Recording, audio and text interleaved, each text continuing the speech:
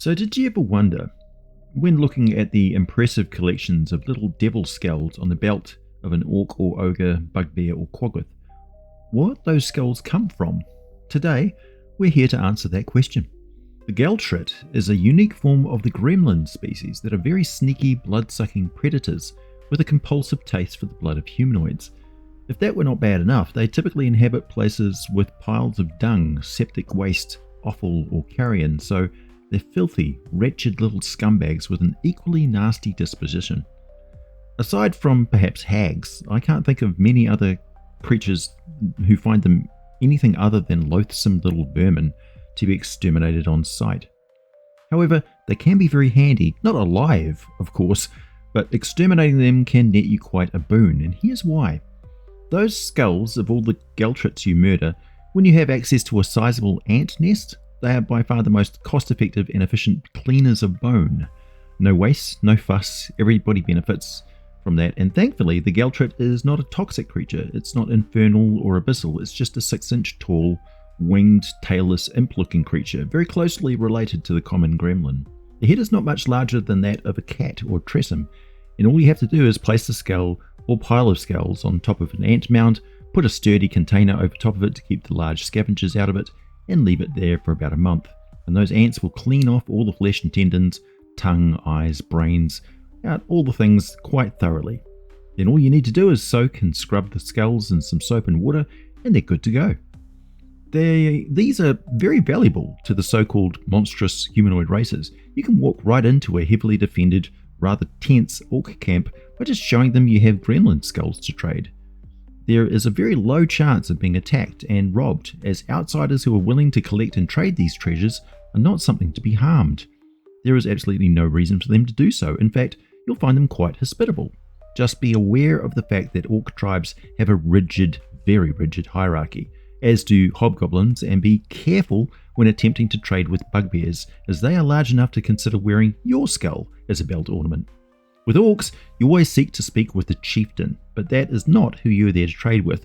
You're really there to sell a bunch of hides, bones, and second-rate skulls to the chief, then quietly meet with the shaman and the priests of the tribe in order to sell them the best skulls you have collected, as they are probably just looking for a really nice one to put on the end of a rod, staff, or the centerpiece of a ceremonial headdress or mask. An exact gold coin value is hard to place on the skulls, as the monstrous humanoids are more likely to barter and trade other goods rather than coins. A very well cleaned and completely intact gremlin skull, and this includes fremlins, mites, and snaiads, is never worth as much as a Galltrit skull, because only the Galltrit have those impressively long and curved fangs that look so cool. A great Galltrit skull is worth as much to an orc of status as a common magic item.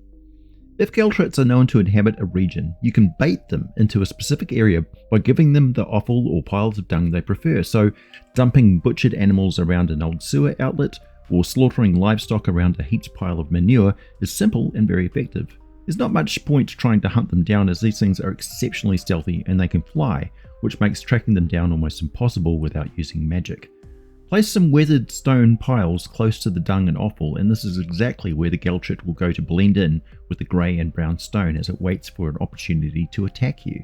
And I do advise you to hunt them with a partner and keep a close eye on each other, as the first time you see the Galltrit will probably be when it is attached to one of you. You'll not feel the bite, and they have a numbing secretion in their saliva which takes effect the moment the fangs pierce your flesh.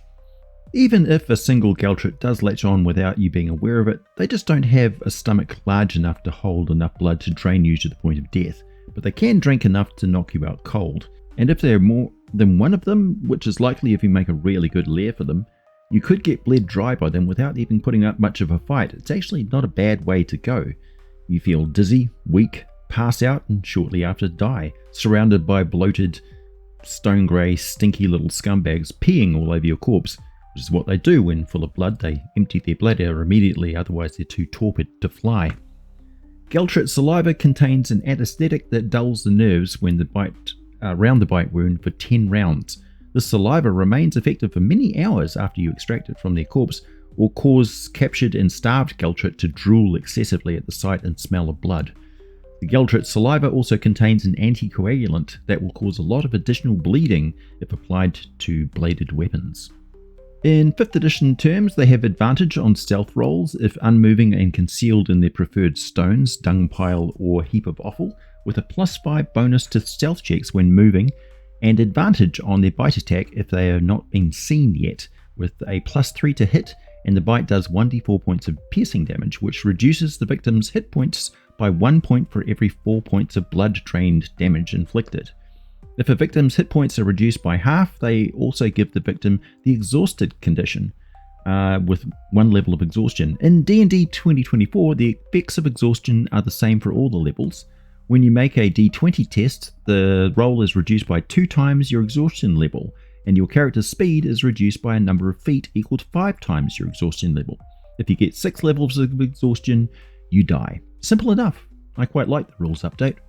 So, Galltrit are not extremely dangerous most of the time, but they can become a very serious problem if lots of them gather into feeding swarms, which is why it's a good idea to hunt them down and exterminate them on a regular basis.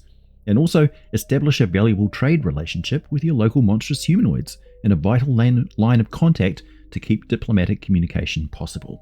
Gremlins and their kin are tiny monstrous humanoids. The Galltrit have functional wings, no tail, 2 fingers and 2 toes with a thumb on hands and rear claw on feet. They have yellow and red eyes, stone grey skin, and have a speed of 20 feet on the ground or in the air, an armor class of 14 and 10 hit points. They have a low intelligence, dark vision of 60 feet, and can understand some common with training, and have no language of their own.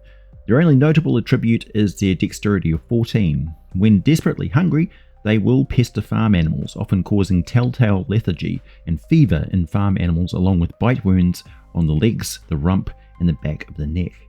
The Galltrit have appeared in the original Fiend Folio, published in 1991, and was written by Trevor Graver, who also created the Needle Man.